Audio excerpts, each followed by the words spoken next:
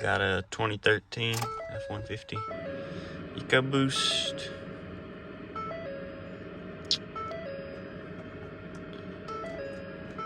Getting all these warnings.